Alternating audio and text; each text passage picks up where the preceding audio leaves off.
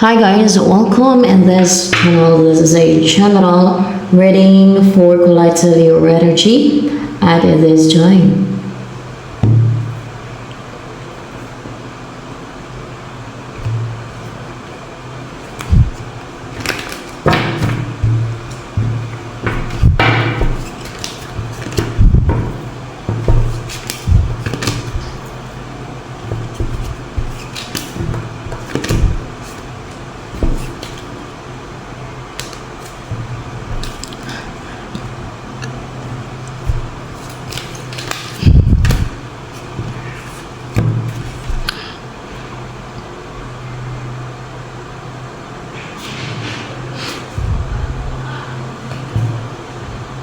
Clouded na intuition mo or judgment mo, isip mo clouded. Your judgment, the way you judge things ay clouded siya guys. The way ka mag-isip, clouded. Ito ay kung sino lamang makaresonate, no? Kasi you're not balanced right now pati. Or may gumagawa ng injustice. Maring ngayon ay hindi sharp and clear yung mind mo. Dahil at cloud ng judgment mo. Medyo juggling ka. Narapan ka mag-decision pagka ganyan. Parang hindi ka makapag-decide. Parang natitingga ka din pagka ganyan. Medyo juggling. Ganyan.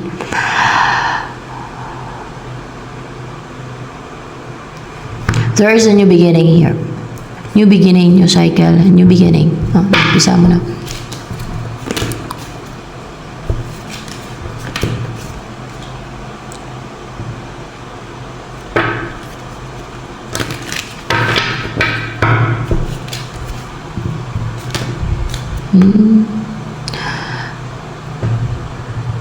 Na hindi ka na nabubuhusan na negativity. What's with the star here, universe?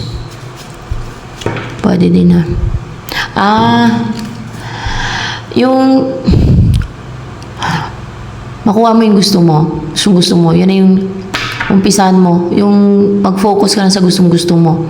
Hindi ka na nabubuhusan nung yung nabablock, pumipigil sa'yo na gawin o mag-take ka na action sa kung ano yung gusto mo o gusto mo sa buhay.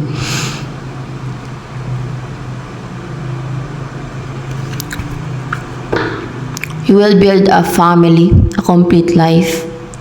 Lumalayo ka na sa mga nagbubuhos sa'yo ng like negativity or toxic relationship or toxic people or anything na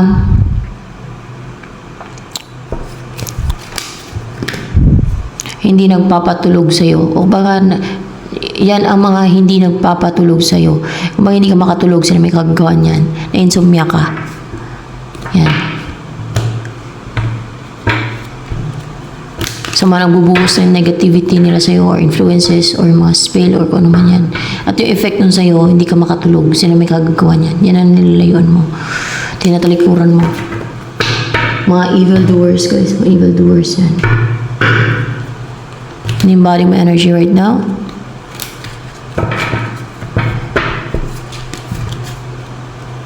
Wow. Ito walang reversal to. Pagkagandong deck ha. You're powerful na and strong and brave. And ready ka na din. You're courageous as well. And ready ka na sa kung ano yung nakaset na oras sa'yo. Merong nakaset na oras para sa'yo. You're respected, Hierophant. Parang Hierophant eh.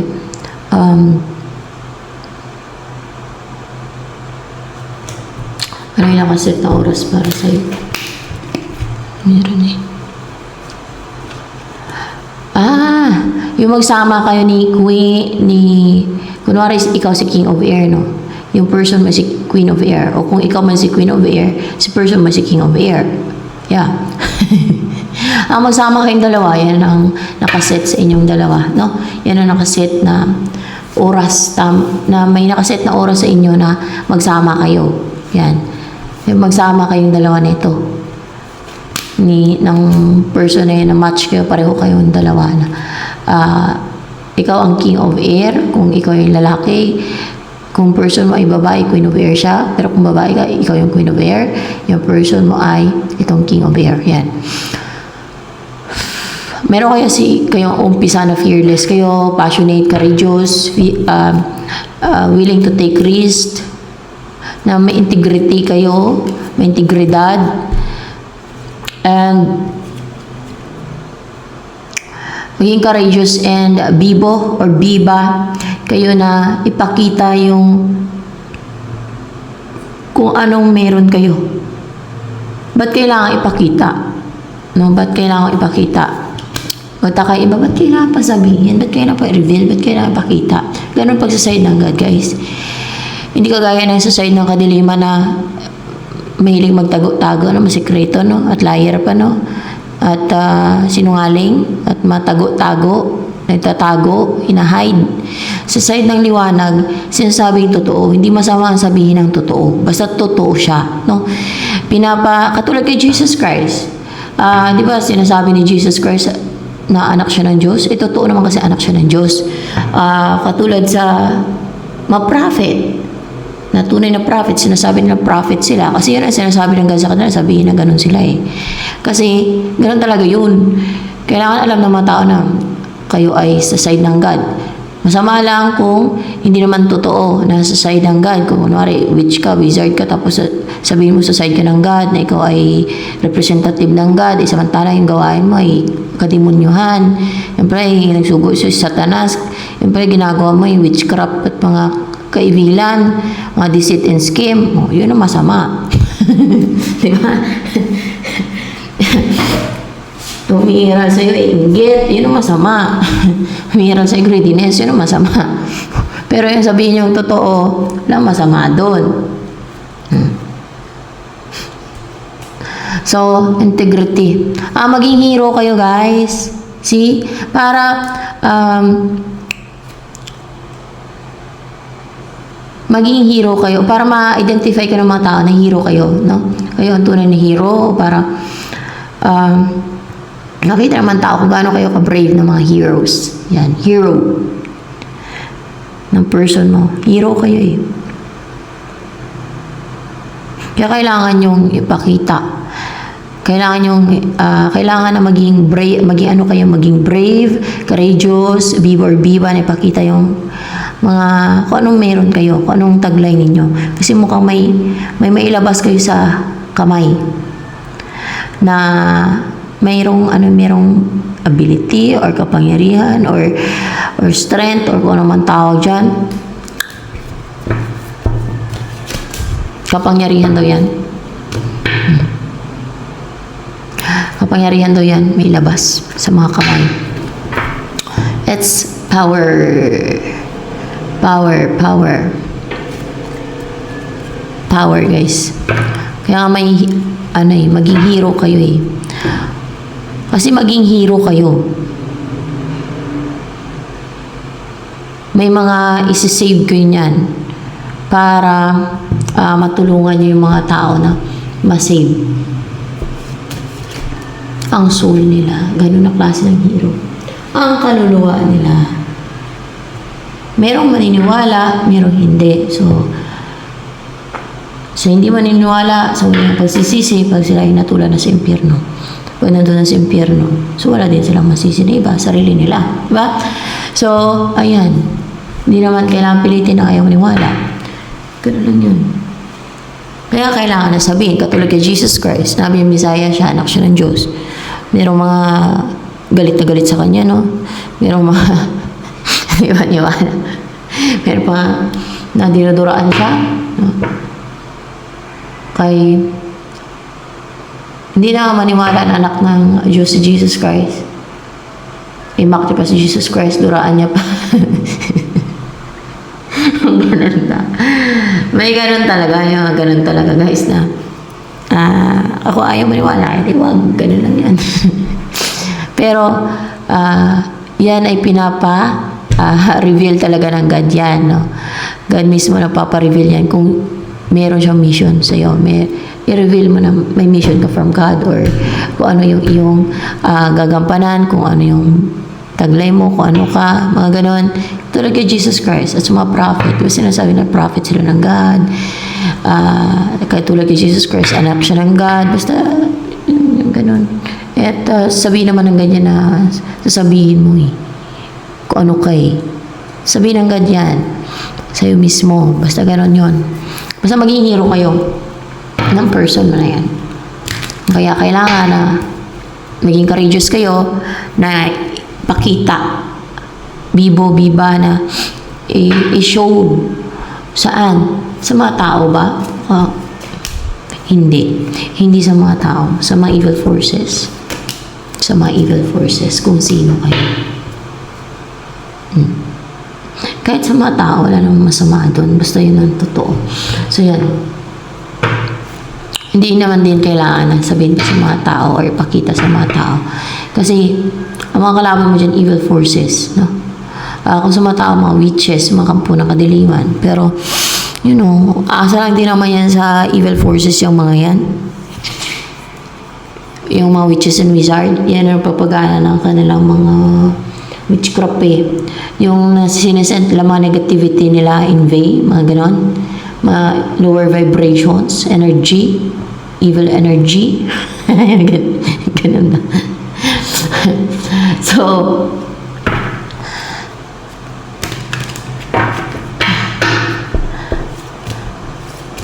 ano pa, mga evil eye nila, sinesend nila. Yan ang mga sinesend nila. Yung mga nagsisend ng evil eye, motivated na inggit nila yan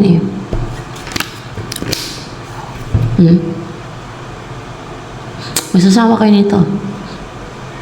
May stable din kayo. Kumbaga, you will be in a stable relationship or karoon ng stability sa inyo. Kasi, wala na maging buong loob o courageous na mga atake.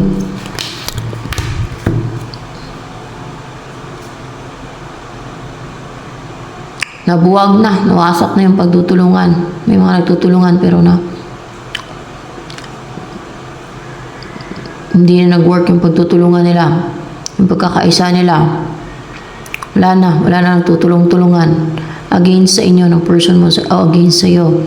At yung mga baggage na o mga karga na binigay nila sa inyo o mga sakit man or heartbreak or sakit sa puso or any hurt na panakit sa iyo sa puso mo, sa damdamin mo, any attacks, any karga, any baggage, any negativity, na-release na yan siya at tanggal na, recover ka na ngayon. Ganon din sa kalungkutan, recover ka na.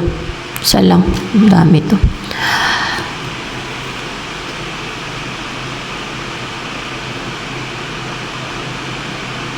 Hindi ka na din yung, alam nyo, masyadong aggressive, madaling magalit, madaling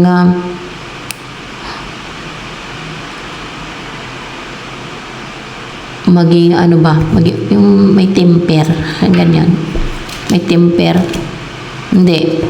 Yung aggressive. Aggressive. Kasi minsan, yung tao naging aggressive kasi baka may mga na-oppress, no? Dahil siguro wala na nga itong mga baggage, mga karga, mga attack sa'yo, kaya hindi ka na magiging aggressive. Ganyan. And makarecover ka na sa loneliness, sadness, and maging passionate ka. You live a life na active, passionate. Kung may person ka, active kayo, passionate sa isa't isa, may Palace of Wands dito, and goal-driven. No? Goal-driven and ambitious kayo ng family mo, na goal-driven, na may mga pangarap sa buhay, ganun. Meron kayong mga goal sa buhay, kunwari gusto nyo umasenso, gumandang buhay.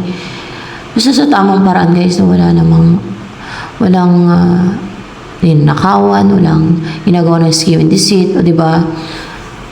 Hindi masama ang mangarap ka, basta nasa tamang paraan, nasa maayos na paraan, nasa tamang paraan. Yan. Hindi ka gumagawa ng scheme and deceit or evil para lang maabot mo yung pangarap mo. Pwede na maabot yung pangarap na fair ka na hindi ka gumagawa ng scheme and deceit sa tamang paraan. Ganyan ba? coming for you. Ito ang gentleman. 3.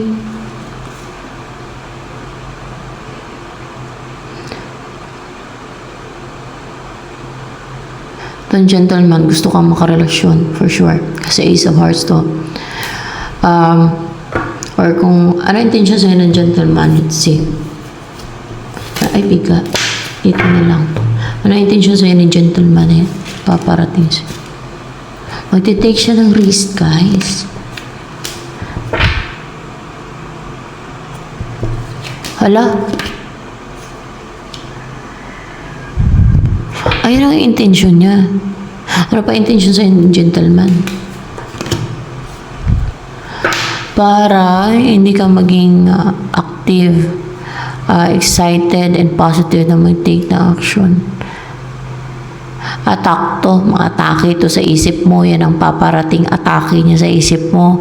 Para hindi kayo ma-unite, hindi kayo magsama ng foolish tong gentleman na to dito. Ng person na to na meron kayong soul connection. Yan ang atake niya yung darating sa'yo. Pero, for sure, mag-bounce back na yan sa kanya. Mag-bounce back ba sa kanya yung atake niya? Gentleman. Bounce back na yan sa kanya. Sa kanya lang yun. Tatama. Sa kanya lang yung papasok. Sa kanya lang yung bubuhos. So, yan. As long as you're a good person and you're not doing evil,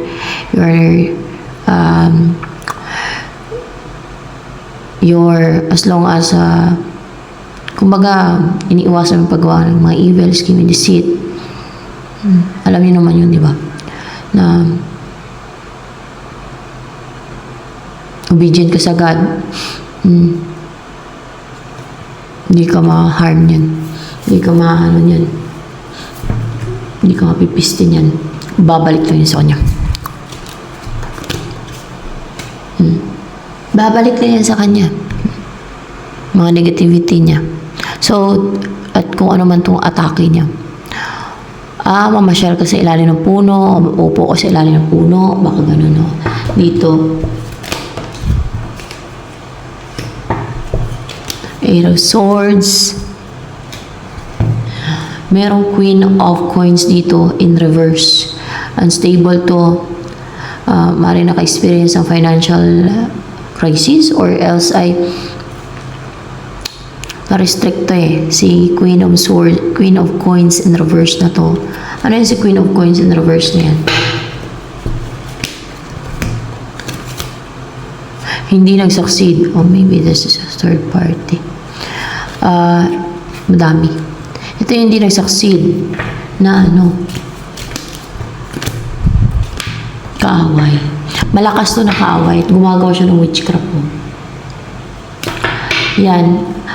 Ngayon restricted siya. Naka-restrict siya. Mukhang, ayan o. Wala siyang escape. Hindi siya makaalis. Wala siyang escape. Hindi siya makatakas. Hindi siya makawala. Hindi siya nakakawala sa restriction. Ayan ang lumalabas dyan. Actually, umiiwas to. Kasi naka-restrict siya. Siguro no, hindi naka-restrict kasi pa-atake ng witchcraft niyan. Kasi witch yan siya eh. Witch. May magician dito. Kanina. Diba, lumabas yung kanina yung magician. Salbahe siya. Ako nainggit sa'yo. Umiiwas talaga siya. Dahil ikaw ay stable. Dahil ikaw ay secured.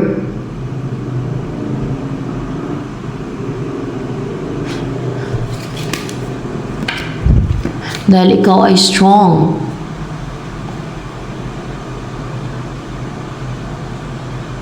May inner strength, may inner stillness.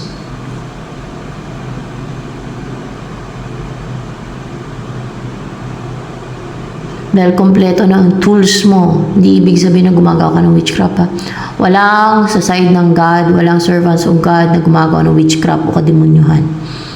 Walang servants of God or sa side ng liwanag o sa side ng God ang gumagawa ng witchcraft.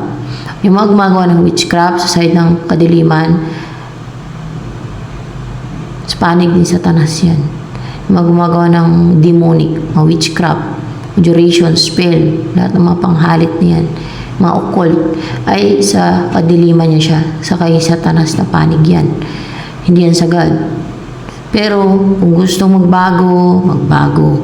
Wala namang pinagbabawal na magbago. Ang gusto magbago. So yan. Ang tayo may choice. So, yan. Kaso lang, ay iba talaga, ibaluktot talaga. So, bahala sila sa buhay nila. So, ganun lang yun. Ayan, guys. Kasi kompleto na yung tools mo. And you're so strong.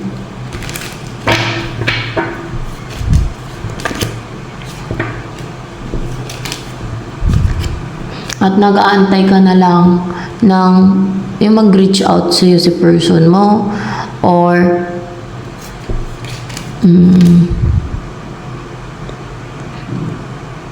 this is for source in reverse.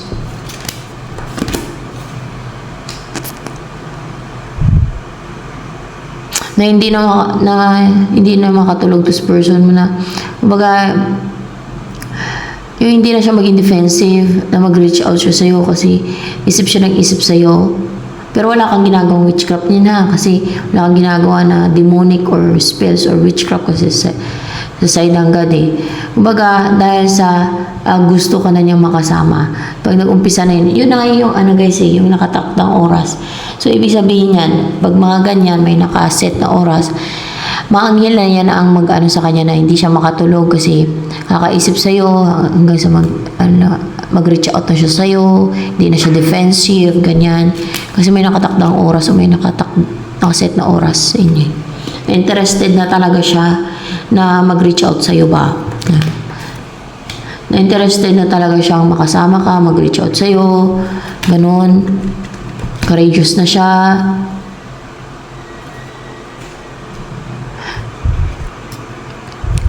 Merong pamilya dito na parang gustong humadlang, pumigil. Hindi na nagtuloy-tuloy yung ginagawa nila sa yung panunumpa at yung masumpa na natanggal na sa'yo o sa inyong dalawa man. Kaya hindi ka na hindi ka na isolated or hindi ka na in a hermit, parang hindi ka na aloof. Kasi kuha ka dyan powerless na tong family na to. Baka nakadepende sa devil tong family na yan. Yung itong family na Palace of Swords. Yan, nakadepende sila sa devil. Nakadepende sila sa devil kasi kakampo niya ng pagdidiman. That's why powerless na sila kasi yung kapangyarihan nila galing sa devil. Eh, nakadepende sila sa devil. Eh, hindi nyo alam kung ano nangyari sa devil. Kaya, ganyan. Eh, balay nyo naman, di ba? So, ayan. Baka powerless na yung devil. Wala na din magawa. Kung gano'n. Gano'n ba? So, King of Swords. Kasi, yan ay isa lang naman sa creation ng God.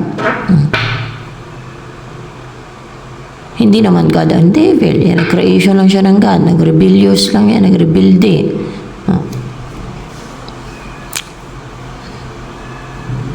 And King of Swords. Let's see. Ito yung mga bitter sa'yo. Gusto kang kontrolin eh.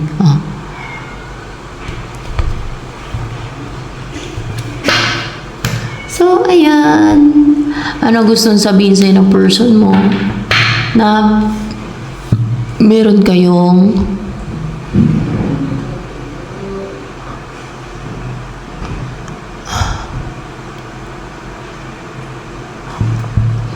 soul connection, person na ayun na itata kayo eh. Yeah.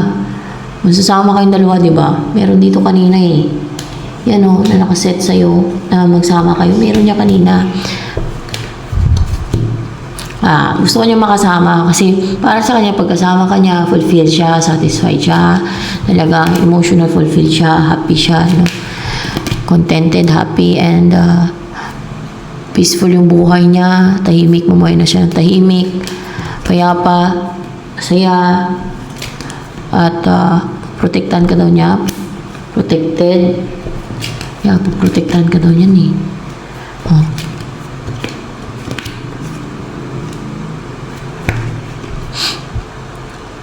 Puprotektahan din kayo ng Jesus Christ, ng God, celestial beings, para mamuhay kayo ng tahimik, masaya, payapa, maliwalas ang paligid, at masagana, prospero sa inyong buhay. Yan. So yan, at mamuhay kayo ng stable and secured sa tahanan ninyo, sa bahay nyo. Wala pang kayong bahay, di pag nagsama na kayong paggawa kayo ng bahay nyo, ganun. Kung may bahay na siya, ay doon kayo titira. Kung may bahay ka, ay doon kayo titira. So yan, so ito na lamang for collector